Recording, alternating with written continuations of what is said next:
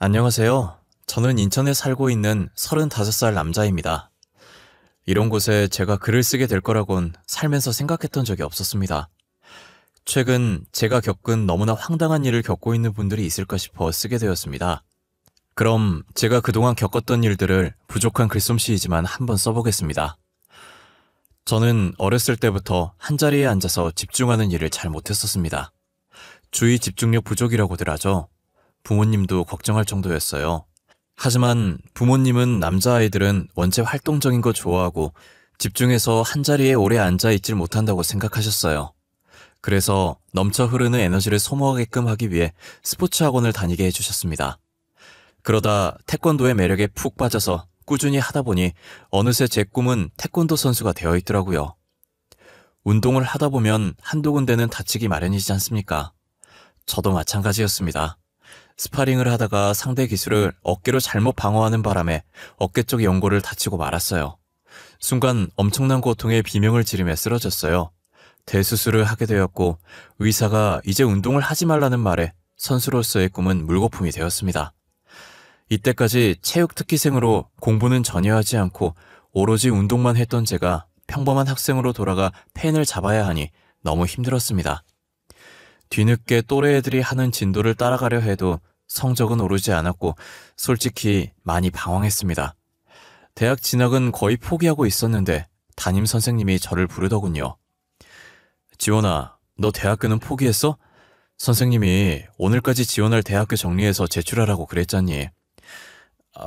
그게 제 성적으로 어디 대학교 입학도 못할 것 같아서요. 가서도 제대로 할 수 있을지 자신이 없어요. 벌써부터 그렇게 힘이 빠지면 되겠어? 입시는 원래 힘든 거야. 너가 그렇게 공부에 자신이 없으면 체육 쪽으로라도 지원해보는 게 어때? 선생님, 제가 엄청 화려한 경력이 있는 것도 아니고 어깨도 안 좋아서 분명 실기시험은 붙지도 못할 거예요. 너 그러면 띵띵대학교 사회체육학과에 한번 지원해봐라. 여기는 실기시험이 없어서 성적 100%인데 아마 너 성적으로도 들어갈 수 있을 거야. 선생님 덕분에 그 학과를 수시로 붙었고 포기했던 대학교를 입학하게 되었어요. 부모님도 엄청 기뻐하시더라고요. 하지만 원해서 간 학과가 아닌 탓에 수업은 정말 하나 재미없고 그냥 따분하게 세월만 보내는 느낌이었어요. 점점 졸업할 시기는 다가오고 취업을 할 수 있을까 걱정하던 차에 늦기 전에 여행이라도 실컷 다녀오자 싶었습니다. 그래서 한 달 동안 배달 알바를 하며 돈을 모았었죠. 그리고 방학 때 태어나서 한 번도 가보지 못했던 부산으로 배낭여행을 갔어요. 부산에서 커피로 유명하다는 카페에 갔는데 와, 정말 맛있더군요. 평소에 아메리카노도 써서 못 먹는 제가 맛있다고 생각할 정도였어요. 순간 커피를 타주시는 바리스타분이 엄청 멋있어 보이는 거예요. 인천으로 돌아왔어도 그때 그 커피가 계속 생각이 나서 자연스레 커피에 관심을 가지게 되었어요. 처음엔 취미로 하려고 했는데 필요한 도구 이것저것 사서 제대로 시작해보자는 마음에 자격증 준비까지 했습니다. 서울에 있는 학원을 다니면서 준비를 했고 대학교 졸업과 동시에 자격증을 따는 데 성공했어요. 어차피 전공 살려봤자 잘 하지도 못할 것 같아 부모님에게 사업 자금만 도움받고 작은 카페를 차리게 됐습니다. 창업은 처음이고 어린 나이에 얼마나 잘하겠습니까? 적자를 보더라도 제가 좋아하는 일을 할 수 있는 것만으로도 즐거웠습니다. 그런데 제가 일복이 좀 있었는지 2년 정도 일했는데 카페도 자리를 잡기 시작하고 단골도 차츰 생기더라고요. 아름아름 커피가 맛있다고 소문이 퍼지면서 멀리서도 찾아오실 정도였어요. 경험 삼아 차려본 카페여서 평수도 작고 테이블도 별로 없고 1인 카페였지만 매출이 늘어서 근처에 더 큰 평수로 옮겨서 재오픈까지 하게 되었습니다.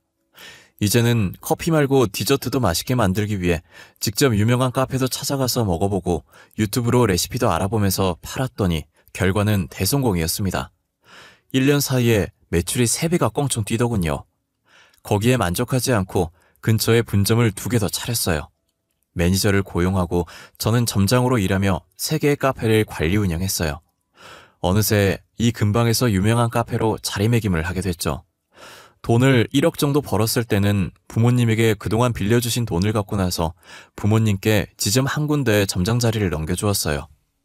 평수가 넓어졌지만 본점만큼은 아직 혼자 할 수 있다고 생각해서 본점만큼은 따로 직원을 구하지 않고 제가 매일 출근해서 일했어요. 그러던 중 단골 손님인 남자분과 친해졌는데 카페 근처 중소기업에 다니고 있다고 하더군요. 어느 날 저에게 여자친구 있는지 묻길래 애인 없이 지낸 지 오래라고 말했더니 여자 소개해주면 만날 의향이 있냐고 하더라고요. 외롭긴 했지만 가게 운영을 저 혼자 하다 보니 시간적 여유가 안 될 것 같다고 했지만 일단 가볍게 한번 밥이라도 먹고 오빠 동생 사이로 지내보라고 권유했습니다.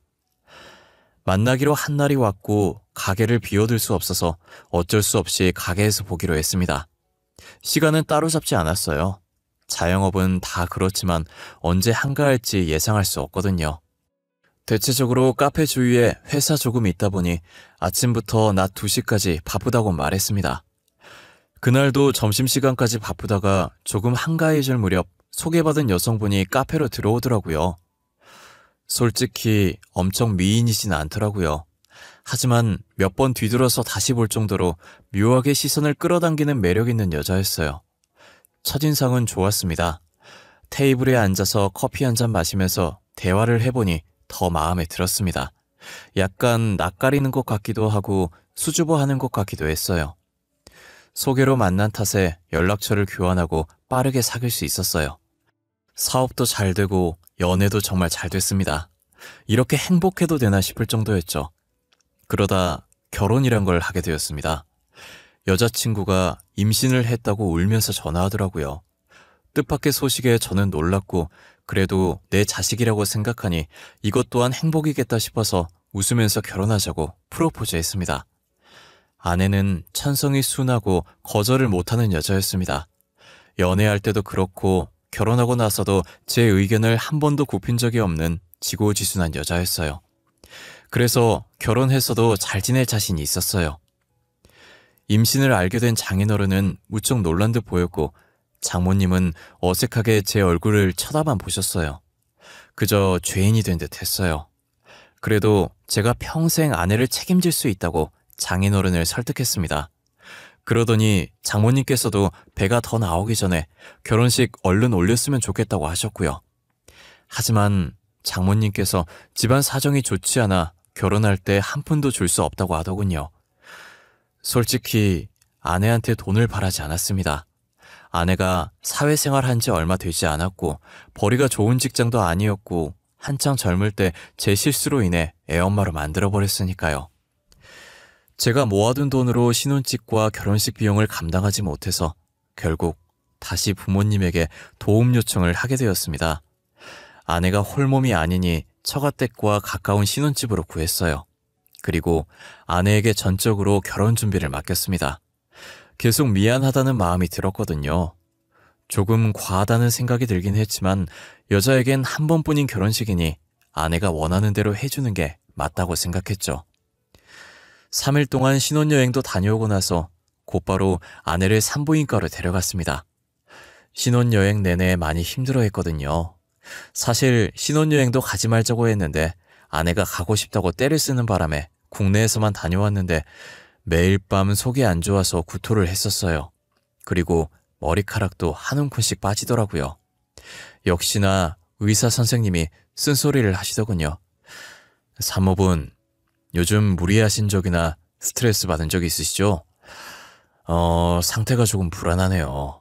정상적으로 착상되려면 절대 스트레스는 피하셔야 돼요. 근래 결혼 준비한다고 조금 무리하긴 했어요. 스트레스는 글쎄요. 요즘 스트레스 안 받기는 어려우니까 별 수 있나요? 대하 상태가 조금 불안한 게 지금부터라도 최대한 집에서 안정을 취하세요. 더 이상 무리하시면 조기 유산될 수도 있어요. 조기 유산될 조짐이 있다는 말에 아내는 당장 휴직계를 냈습니다. 그리고 저도 카페에 매일 출근하는 것보다 아내 몸조리를 돕기로 했고요. 아내는 원래 몸이 약한 사람이었는지 남들보다 더 심하게 구토를 하더군요. 심한 입덧 때문에 음식을 먹지 못하니 아내는 점점 야위어 갔습니다. 그나마 달콤하고 상큼한 과일은 먹히는지 하루 종일 과일만 입에 달고 살았어요. 입덧이 지나고 나니 이제 먹덧이라는 게 시작되더라고요. 입덧은 냄새만 맡아도 헛구역질하고 난리였는데 먹덧은 안 먹으면 속이 울렁거린대요. 아내는 여름이면 딸기, 복숭아, 귤이 먹고 싶거나 겨울이면 수박, 자두를 구해달라고 했죠. 그래도 제 아이를 임신한 아내가 힘들어하면서 견디는데 이런 거라도 해줄 수 있어서 다행이었습니다. 어느 정도 아내 상태가 좋아지려던 참에 매니저가 연락이 오더군요. 점장님, 저 그만두고 싶습니다. 스트레스 받고 너무 힘들어서 더 이상 못하겠습니다. 갑자기 그게 무슨 말이야? 어떤 것 때문에 힘들다는 건데? 자세히 말 좀 해봐. 어떻게든 버텨보려고 했는데 그게 장모님이 너무 자주 오세요. 그뿐만이 아니라 지인들까지 데리고 오세요. 일주일에 한 번씩이 아니라 일주일에 두세 번씩은 오시고 계세요. 사위가 사장이라고 하니까 궁금해서 자주 오시는 거겠지. 매출이라도 올려주려고. 아니에요. 음료도 무료로 달라고 하세요. 한두 번이면 이해하겠는데 매번 올 때마다 무료로 달라고 하는 건 아니잖아요. 너도 알겠지만 아내가 젊은 나이에 갑자기 애엄마가 됐잖아. 내가 장모님이랑 아내한테 미안한 감정을 가지고 있어서 그래.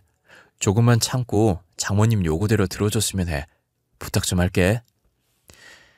매니저에게 힘들겠지만 장모님이고 장모님 친구분들이니까 요구사항 들어주라고 했어요. 이제 장모님도 제 가족이고 그 정도는 해줄 수 있다고 생각했습니다. 사위라곤 저 하나뿐이고 공짜로 음료 몇 잔 제공한다고 카페가 망하는 것도 아니고 장모님한테 안 좋은 소리 한다고 저한테 이득될 건 없잖아요. 매니저한테 하소연 아닌 하소연 같은 연락을 받고 한 달 뒤 다시 연락이 왔어요.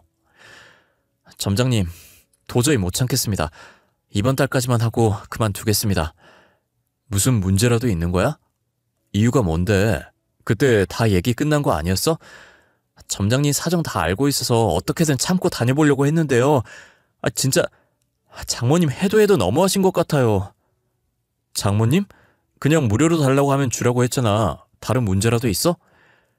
점장님이 힘들게 만들어 놓은 단골 손님 다 끊겼습니다. 지인들이랑 맨날 여기서 모임하고 큰 소리로 떠드는 바람에 민원도 무지하게 들어오고요. 매니저 연락을 받고 저는 바로 카페로 출근했습니다. 단체 손님들이 앉을 수 있는 자리를 놔두고 2, 3인용 테이블 2개를 붙여서 카페 중간 자리에 앉아서 웃고 떠들고 있더군요. 그리고 매니저는 굳은 표정을 하고선 주방 가스레인지 앞에서 라면을 끓이고 있었습니다. 라면 파는 카페가 어디 있습니까? 카페 안에선 원두 냄새와 라면이 냄새가 섞여 역겨운 냄새가 나고 있었습니다. 그 냄새를 맡은 손님들은 인상을 찡그리고 짐을 챙겨서 자리에서 일어나고 있더군요. 정말 기가 막혀서 말도 나오지 않았습니다. 매니저는 라면을 들고 장모님한테 가고 있길래 손에 들고 있던 라면을 싱크대에 버렸습니다. 장모님은 얼굴이 일그러진 채 저를 쳐다보고 있었고 무리들은 수군거리고 있었습니다. 장모님, 지금 뭐 하시는 건가요? 저희 카페에선 라면은 판매하고 있지 않은데요. 친구들이랑 얘기하고 있는데 조금 출출해서 매니저한테 끓여달라고 시켰어. 어떻게 카페에 음료만 팔아? 배고픈 사람들은 어쩌라고. 저희 카페는 커피 전문점이지 식사까지 제공하지 않습니다. 장모님도 출출하시면 밖에 나가셔서 드세요. 지금 카페 안에서 원두 냄새랑 라면 냄새랑 섞여서 역한 냄새 나거든요. 최서방, 지금 말하는 게 왜 그래? 얘기하다 보면 배고파서 부탁할 수도 있는 거잖아. 내가 뭐 외부 음식을 배달시킨 것도 아니고. 배달 음식도 안 되고 다른 음식도 취급 안 합니다. 그리고 제 매니저는 제가 고용한 직원이고 장모님 수발 들라고 고용한 직원 아닙니다. 심부름 시키시는 거 그만두세요. 아까부터 말 참 이상하게 한다. 내가 부려먹는 거라는 거야? 내가 최서방 장모인데 그 정도는 해줄 수 있는 거잖아. 아니요, 안 됩니다. 매니저 고용주는 저 하나입니다. 그러니까 이제 그만하세요. 장모님 무리들 때문에 손님들한테 민원이 많습니다. 자주 오시는 건 좋은데 공공장소에서 예의는 지켜주세요. 내가 지금 못 배운 거라고 돌려서 말하는 거야, 최서방? 어디 사위가 장모한테 눈 똑바로 뜨고 바득바득 말대꾸하는 건데, 어? 그리고 내 귀한 딸 유부녀 되기 전에 임신시켜놓고 이 정도도 못해줘? 혼전 임신시킨 건 결혼 전에 찾아뵙고 죄송하다고 말씀드렸어요. 귀한 딸 저한테 맡겨주신 것도 감사하다고 말씀드렸고요. 저는 아내한테 잘하면 된다고 생각합니다. 제 아이를 가진 건 아내니까요. 네 와이프가 내가 배 아파서 낳은 딸이라고. 그 딸 엄마인 나한테도 잘해줘야 하는 게 당연한 거 아니야? 사위라는 게 내 친구들 앞에서 장모 개망신을 줘? 한참 장모님과 언쟁하고 있는데 입구에서 큰 소리가 들렸습니다. 입구 쪽으로 시선을 돌렸더니 제 부모님이 서 있더라고요. 어머니는 기가 막힌 표정으로 서 있었고 아버지는 어머니를 진정시키고 있었습니다. 제 쪽으로 걸어오시더니 장모님을 쳐다보고 화를 내기 시작했어요. 다급하게 저는 매니저를 불러서 손님들한테 사과하고 주문 금액 돌려드리고 가게에서 내보내달라고 시켰습니다. 제 개인적인 문제로 소란스러운 모습을 보이면 동네에서 소문도 안 좋게 날 거고 영업에 지장이 생길 것 같았어요. 사돈, 지금 이게 무슨 상황인가요? 왜 제 아들한테 고함을 지르고 계시냐고요? 최서방이 건방지게 저한테 말하길래 예의를 가르치고 있었어요. 원체 가정교육을 제대로 받기는 한 건지. 아니 사돈, 지금 누구 앞에서 큰소리 치는 겁니까? 그러는 사돈은 지금 이게 가정교육을 제대로 받았다고 말할 수 있는 상황인가요? 제가 봤을 땐 제 아들보다 사돈이 더 교육 못 받으신 것 같은데요? 최서방이 말대꾸하는 걸 어디서 배웠는지 했는데 사돈한테 배웠나 봅니다. 하여간 그 어미의 그 자식이라고 하더니. 솔직히 말해서 제 아들이 부주의해서 임신한 건 맞지만 남자 혼자서 임신이 되는 건 아니지 않습니까? 막말로 그쪽 딸은 잘한 짓입니까? 어머니, 이제 그만하세요. 장모님, 오늘은 이만 돌아가 주세요. 더 이상 대화하면 싸움밖에 되지 않을 것 같습니다. 아니, 나 지금 너무 불쾌해서 이대로는 못 가. 최서방이 먼저 시작했으니까 나한테 속죄의 의미로 다른 동네에 있는 카페 하나만 넘겨. 장모님 말을 듣는데 순간 제가 잘못 들은 줄을 알았습니다. 결론이 어떻게 그런 식으로 나오는지 이해가 되지 않았습니다. 무슨 대화 안 통하는 벽창호와 얘기하는 기분이 들었습니다. 그건 어머니도 마찬가지였는지 벙찐 얼굴로 가만히 서 있었습니다. 내 말 안 들려? 사돈 어른이 가지고 계신 카페 지점 나 한 개만 달라고. 오늘 내가 받은 모욕에 비하면 어려운 일도 아니잖아? 오늘은 이만 돌아가시는 게 좋을 것 같습니다. 지금 안 나가시면 경찰 부르겠습니다. 사돈, 사업이 애들 장난감도 아니고 다 큰 어른이 때를 써서 되겠습니까? 지금은 보는 눈도 많으니 일단 돌아가세요. 아들이랑 상의 좀 해보겠습니다. 어찌나 고집불통이신지 생각할 필요도 없이 거절하려고 했는데 어머니는 일단 가게에서 나가게 하는 게 우선이라 생각하셨는지 장모님을 어르고 달래더군요. 그리고 제가 아무 말 없이 고개를 끄덕였더니 그제서야 만족하신 장모님이 친구들을 데리고 가게를 빠져나갔습니다. 정말 진이 다 빠지더군요. 얼른 매니저한테 진심을 다해 사과했습니다. 이렇게 심각할 줄은 몰랐다고 말이죠. 그리고 장모님은 이제 내가 알아서 해결할 테니 제발 가게를 위해서 조금만 더 일해달라고 부탁했습니다. 안 그래도 단골 손님까지 끊겼는데 능력 있는 직원까지 잃을 수는 없었어요. 매니저를 퇴근시키고 카페 문을 일찍 닫고서 어머니를 앉혀서 앞으로 장모님에게 어떻게 해야 될지 상의했습니다. 사돈, 아까 안 보냈으면 대답 들을 때까지 안 갈 것 같아서 돌려보냈어. 오늘은 이렇게 수습해서 보냈지만 다음에는 확답 들을 때까지 포기 안 할 거야. 그냥 엄마가 돈 보태줄게. 사돈 말대로 가게 하나만 내줘. 엄마, 진심이세요? 싫어요. 여기 와서도 진상처럼 하는데 가게 내주면 얼마나 더 마음대로 하겠어요. 그리고 제가 이 동네에서 자리 잡으려고 얼마나 노력한지 다 아시잖아요. 그럼 어쩌려고 그래. 사돈 포기할 것 같지도 않은데. 포기 안 해도 어쩔 수 없어요. 지점 내줬다가 망하면 제 카페에도 지장 갈 거예요. 소문 퍼지면 걷잡을 수도 없을 거예요. 걱정과는 달리 또 찾아올 줄 알았던 장모님은 가게에 오시지 않았어요. 그리고 아내도 출산일이 다가와서 따로 장모님을 신경 쓰지 못했었죠. 아내는 무려 10시간 동안의 진통 끝에 어렵게 딸을 낳았어요. 그런데 장모님은 조리원에 단 한 번도 오시지 않으셨어요. 저한테는 귀한 딸이라고 고래고래 소리를 지르면서 카페 내놔라고 하실 땐 언제고 참 어이가 없더군요. 아내는 한 달 정도 제가 예약해둔 최고급 산후조리원에 있다가 집에 돌아왔습니다.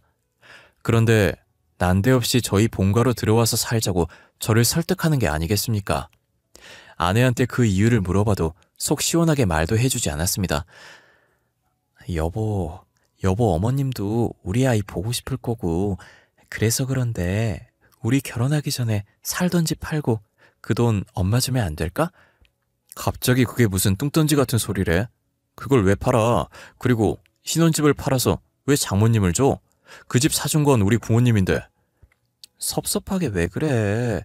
내가 시댁 들어가서 잘할게. 그럼 됐지. 우리 엄마 한 성격 하는 거 알잖아. 나를 봐서라도 그렇게 해주면 안 될까? 너 아이 낳은 지 고작 이틀 됐어. 나한테 이런 말 하는 이유가 뭔데?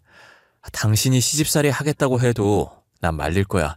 그런데 굳이 들어가서 살겠다고? 솔직히 말할게. 사실 엄마가 카페를 엄청 차리고 싶어 하더라고. 나 조리원에 있을 때 전화 와서 신혼집 팔아서 가게 안에 차리게 해달라고 말하셔서. 아니, 그런 일이 있으면 진작에 나한테 말을 했어야지. 그리고 장모님은 여보 애 낳고 한 번도 찾아온 적 없으면서 양심 없게 너한테 그런 부탁까지 하신 거야? 여보, 내가 정말 미안해. 사실은 엄마가 우리 오빠는 엄청 아끼는데 나는 싫어해. 항상 첫째를 위해서 나는 희생해야 된다고 하더라고. 진짜 지긋지긋하네. 대체 장모님은 왜 그렇게 카페 지점에 집착하시는 건데? 아내는 펑펑 울면서 이때까지 오빠를 위해 항상 희생했다고 서럽게 말하더군요. 본성이 착했던 아내는 장모님이 아들 선호 사상에 휩싸여서 대놓고 차별하는데도 반항 한번 못했대요. 오히려 오빠를 위해 살아야 된다며 세뇌 교육을 받은 듯 했어요. 그러면서 장모님이 늦은 나이에 굳이 카페를 달라고 하는 이유도 말해줬습니다. 아마 우리 오빠 때문에 그럴 거야. 아직 오빠가 제대로 된 직장에 취업을 못해서 알바만 한다고 엄마가 엄청 걱정하셨거든. 그래서 카페라도 차려주고 싶다고 하셨어. 잠깐만, 그럼 설마 결혼 허락해준 게 내가 카페 사장이라서 해주신 거였어? 아마 맞을 거야. 근데 난 진짜 자기가 좋아서 결혼까지 한 거야. 처음에 아기 가졌을 땐 예상치 못해서 울었던 거고. 아니, 그런데 넌 왜 너를 그렇게 못살게 구는 장모님을 도와주려고 하는 거야? 요즘 세상에 장남이고 차녀가 어디 있다고. 넌 서럽지도 않아? 나도 이런 내가 싫어. 그치만 엄마는 오빠가 잘 돼야 나도 잘 된다고 그랬단 말이야. 아무리 어릴 때부터 세뇌 당했다고 이건 아니지. 난 장모님 뜻대로 카페 지점 내줄 생각 전혀 없어. 그렇게 알고 여보가 장모님 설득시켜. 처음엔 그저 작은 의견 충돌이라고 생각했어요. 그런데 이후에도 틈만 나면 아내는 저한테 오빠가 잘 돼야 된다며 주입시키려 하더군요. 그때마다 저는 칼같이 아내의 의견을 거절했고 결국 심해져서 각방까지 쓰게 되더라고요. 이런 일이 한두 번이어야 하는데 일주일에 2번 이상은 이 문제로 싸우기 시작했습니다. 저와의 애정이 식은 건지 아내는 이제 자기가 출산한 딸도 나 몰라라 하더군요. 모성애는 금방 생기는 게 아니라고 하잖아요. 아내도 마찬가지인 줄 알았습니다. 저와의 관계가 나빠지니 자연스레 아기도 싫어하는 줄 알았죠. 하지만 제가 없을 때 갓난아이 분유 타는 것도 귀찮아 했습니다. 심해도 너무 심했어요. 그때부터 육아는 온전히 제 일이 되었고 카페 출근하는 것도 포기했습니다. 속으로 아들인 줄 알았는데 딸이라서 실망하는 건가 싶기도 했어요. 사실 산부인과에서 초음파를 보고 분명 아들 같다고 했었거든요. 그런데 손가락을 잘못 봤다면서 딸이라고 말하는 의사 말에 아내가 실망하는 표정이 보였습니다. 하지만 저희 부모님은 아들, 딸 차별하지 않고 딸은 딸대로 더 좋다고 하시는 분들이에요. 1년에 가까운 시간 동안 장모님의 카페 투쟁을 시작으로 육아 문제로 번지더니 이제는 서로 얼굴 보기도 두려워하는 사이가 되어버렸습니다. 얼른 아내가 정신 차리고 모성애를 느꼈으면 하는 생각으로 버텼어요. 분명 자기 자식인데도 심하다 할 정도로 무신경하게 대하는 모습을 보고 아내에 대해서도 실망하게 되고 지칠 대로 지쳐버렸었죠. 차라리 가정의 평화를 위해 장모님한테 카페를 차려줄까 생각도 했었습니다. 그런데 며칠 뒤에 모르는 번호로 제게 전화가 왔어요. 아무리 물어도 자기 신원을 밝히지도 않고 아내에 대해 말할 게 있으니 약속된 장소로 나오라고 하고 끊더군요. 처음엔 이상한 사람인 줄 알고 안 나가려고 했거든요. 그런데 아내가 자기 자식 버려두는 것도 수상하고 저희 아내 이름을 아는 걸 보니 신뢰가 가기도 해서 약속된 시간에 맞춰 나갔습니다. 한 남자가 제 얼굴까지 알고 있는지 저보고 여기 오라며 손짓하더군요. 그러면서 한 장의 사진을 보여주는데 충격적이게도 아내의 웨딩 사진이었습니다. 옆에는 제가 아니라 앞에 있는 남자와 찍은 사진이었죠. 많이 놀라셨죠? 당연히 놀랄 수밖에 없을 거예요. 은정이한테 못 들었을 테니까요. 두 분 결혼하기 전까지 저희 2년 동안 연애했었어요. 당연히 서로 결혼까지 약속한 사이였고요. 서로 결혼까지 얘기했다면서 왜 헤어지셨나요? 저한테 이런 얘기를 꺼내시는 이유가 뭐예요? 은정이 제가 정말 많이 사랑했었어요. 그래서 결혼까지 하려고 은정이 부모님한테 결혼 허락 받으러 갔는데 죽어도 안 된다고 하시는 바람에 못했어요. 초면에 이런 말 하긴 그렇지만 돈이 없다는 이유로 허락을 못 받았어요. 그러면 결국 은정이랑 헤어진 거 아닌가요? 은정이 저랑 결혼해서 잘 살고 있는데 굳이 이런 얘기를 제가 들어야 하나요? 은정이가 낳은 얘기는 잘 크고 있나요? 은정이 닮았으면 이쁠 것 같은데. 이상한 말 하지 마시고 여기 나오게 한 이유가 뭐냐고요. 설마 다시 은정이랑 사귀고 싶어서 온 건 아니겠죠? 눈치가 너무 없으시네. 은정이 임신한 걸 제가 어떻게 알았을까요? 혹시 아이가 크면서 아빠를 닮아가던가요? 아마 아닐 텐데. 순간 누군가 제 뒤통수를 망치로 때리는 기분이었습니다. 저 남자가 은정이가 출산한 걸 어떻게 알았을까요? 아직 아내와 연락하고 있었던 걸까요? 남자의 말에 손이 덜덜 떨리더군요. 아마 제약일 겁니다. 은정이가 저한테 얘기하진 않았지만 헤어질 때 은정이가 임신한 사실을 알고 있었거든요. 그래서 다시 잡으려고 했는데 곧바로 다른 사람 만나서 결혼까지 하더군요. 아내가 낳은 딸이 제 아기가 아니라뇨. 믿을 수 없었고 믿고 싶지 않았습니다. 하지만 흔쾌히 결혼을 허락해준 장모님과 자기 배 아파 낳은 딸을 모른 척하는 아내. 둘의 모습이 머릿속을 스쳐 지나가더군요. 혼전 임신해서 급하게 결혼식을 올려야겠다던 장모님의 말이 떠올랐습니다. 애초에 제 핏줄이 아닌 걸 알면서도 아내를 돈 많은 남자와 결혼시키려는 장모님의 욕심이 치가 떨렸습니다. 집으로 돌아오자마자 어머니에게 맡겨둔 딸아이의 머리카락을 떨리는 손으로 비닐에 담아놓았습니다. 그리고 제 머리카락과 함께 유전자 검사센터에 돈 주고 의뢰를 했어요. 최대한 빨리 해달라고 하니 하루 만에 휴대폰으로 결과를 보내준다고 하더라고요. 최 서방이 어쩐 일로 온 거야? 혹시 사업 얘기 때문에 온 거야? 아유, 잘 왔어. 그러게 빨리 주면 좋았을걸. 고집은. 아니요, 그 얘기 아닙니다. 그냥 여기서 얘기하겠습니다. 장모님, 저한테 할 말 없으세요? 저희 결혼에 대해서건 아내의 임신에 대해서던지요. 제 질문에 아내의 얼굴은 하얗게 질렸고 장모님은 굳은 채 서 있기만 했습니다. 두 사람의 표정을 보고 굳이 친자검사 결과를 보지 않아도 알 수 있을 정도였어요. 저는 장모님과 아내에게 속아서 사기 결혼을 당해버렸던 거예요. 어떻게 눈 하나 깜빡하지 않고 거짓말을 하는지 소름이 끼쳤어요. 오늘 제가 누굴 만났는지 아세요? 처음 보는 남자가 은정이 전 웨딩 사진을 보여주더군요. 장모님과 아내뿐만 아니라 장인어른과 형님도 벙찐 얼굴로 두 사람을 바라봤습니다. 아내는 아예 다리에 힘이 풀려서인지 주저앉았고 장모님은 끝까지 버티고 있더라고요. 괘씸했습니다. 멀쩡한 제 인생을 송두리째 망쳐버린 사람이잖아요. 그리고 그 아이가 제 자식이 아니란 것도 말해주더군요. 진짜 당신들 그러고도 사람이야? 어떻게 소중한 생명으로 사기를 칠 수가 있어? 최서방이 무슨 말 하는지 모르겠는데? 그 사람이 누군지 나도 몰라. 최서방, 괜히 이상한 사람이 한 말에 휘둘리지 마. 오늘은 얘기할 정신이 아닌 것 같은데 이만 가봐. 끝까지 발뺌하시네요. 저한테 제발 사실대로 얘기하세요. 여보, 내가 다 얘기할게. 그러니까 집에 가서 나랑 따로 얘기하자. 응? 은정아, 지금 무슨 소리 하는 거니? 따로 얘기할 게 뭐 있다고 그래? 장모님은 계속 발뺌하고 있는 상태에서 제 휴대폰 알림이 울렸습니다. 확인해보니 친자검사 의뢰한 병원에서 온 결과 메시지였죠. 예상대로 저는 친자 불일치 결과를 받았습니다. 더 이상 화도 나지 않고 어이가 없어 헛웃음만 나왔습니다.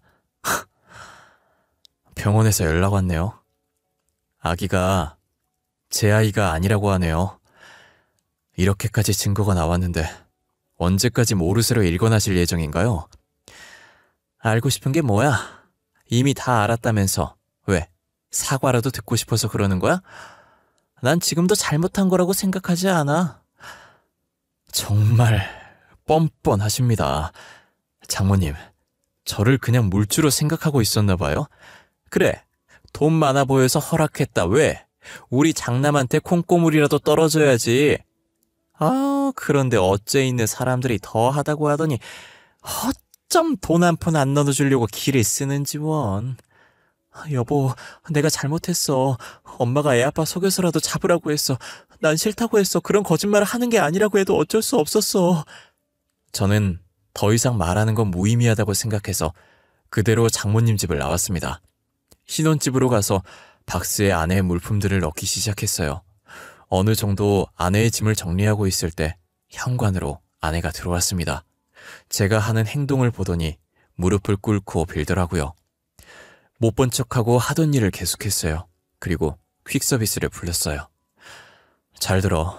난 더 이상 너랑 살 이유 없어. 짐은 고이 싸서 퀵으로 보내줄게. 그리고 네가 낳은 네 자식 지금 당장 데리고 가. 정말 미안해. 한 번만 용서해주면 안 될까? 평생 옆에서 살면서 속죄하면서 살게. 처음엔 엄마가 시키는 대로 한 거 맞지만 나 자기 사랑해서 결혼한 거야. 진심이야. 정말 미안하면 나한테서 떨어져. 너한테 혼인무효 소송 걸 거야. 니네 엄마한테 손해배상 청구할 거고. 마음에 준비하라고 미리 알려주는 거야. 그렇게 아내를 집에서 쫓아내고 변호사를 선임해서 두 사람에게 민사소송을 걸었습니다. 저한테 매일 빌면서 연락 오는 아내한테 별 감정 따위 들지 않았습니다. 오히려 평생을 장남에게 치여서 자기 의견 따위 없이 살아온 아내의 인생이 불쌍하고 가여워 보이더군요. 2주 후 법원 출석장을 받았는지 장모님께서 연락이 왔었어요. 또 뻔뻔하게 죄를 인정 못하고 소송 취하하라며 화부터 내시더군요.